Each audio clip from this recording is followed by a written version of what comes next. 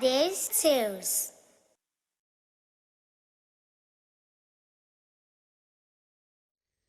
The sun was beating down in Namibia, and the great lion was prowling through the grasslands of the open country. I am the king around here. I hope everyone knows it. I have a vicious and terrifying roar, but I save it for the worst of my enemies. The lion's mane was full and perfectly groomed. This lion took pride in his appearance. He knew the rest of the animal world looked up to him to set an example. The lion stood at the top of the great mountain. "These are my lands. Look at how much I own. If only I had some friends to enjoy it with. Dearest, come back to our patch. I have food for you. I have hunted all morning, and we have a great catch. Oh, my sweetest darling, how lucky I am to have a female lion by my side. You hunt while I take charge of my lands." The two romantic lions devoured the zebra that had met its end in the sharp jaws of sweet lioness. "Did you see any friends today, my dear?" "No, not one friend. How about you?" "I'm afraid not. Honestly, I'm getting a little lonely. I spend my days roaming the grasslands and mountains, with no friends to have fun with. Everyone is too terrified of your greatness. They have heard stories about the way we hunt and catch our prey." The lions felt sad. No animal in the kingdom was brave enough to approach them to become friends. They were too scared of losing their lives and being eaten. We are vicious creatures. It's in our nature. If I want to make friends, I'll need a disguise. No disguise would hide your mane and teeth and strong muscular legs. I suppose you're right. Our only hope is to have cubs and carry on the tribe of lions. The two lions fell asleep next to one another. That night, Lion had a deep and meaningful dream. He woke up earlier than Sweet Lioness and rubbed his eyes. That dream almost felt like reality.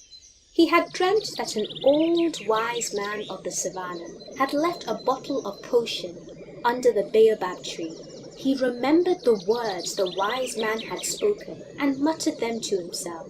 "The potion only has power for the purest and most honest of hearts." The fearsome cat looked over to his mate and smiled. He knew Sweet Lioness had a heart that was true and pure.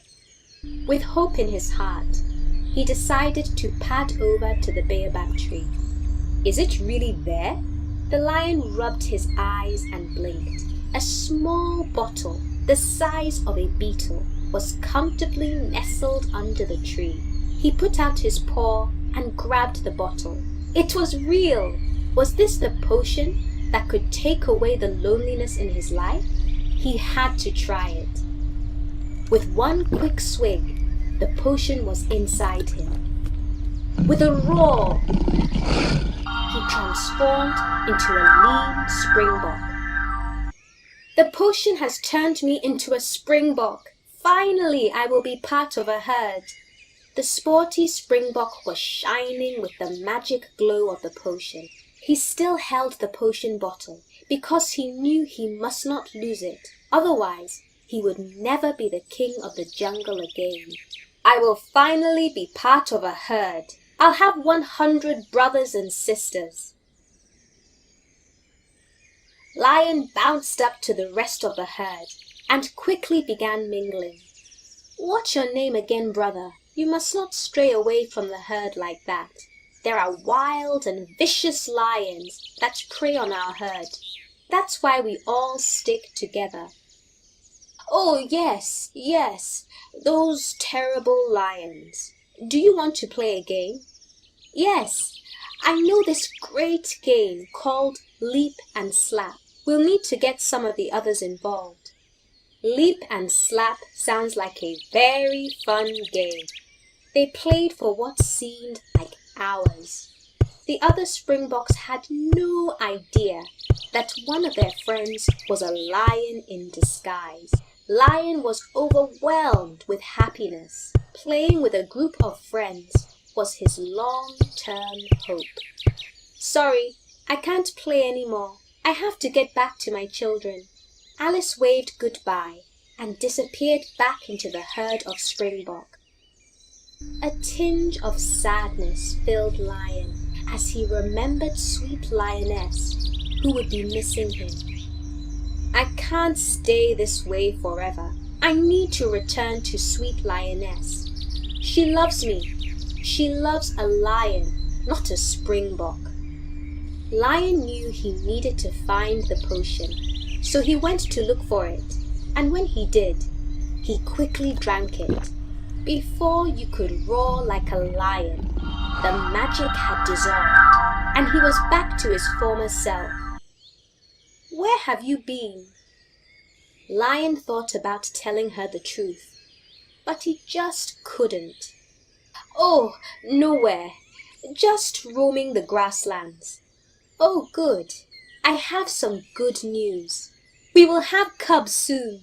Lion was so overjoyed, and he brimmed with pride. He was the king of the jungle, and soon he would be followed by a family. Sweet Lioness laughed. Wave goodbye to loneliness. So the moral of the story is, always be happy with who you are, because you are important to someone out there.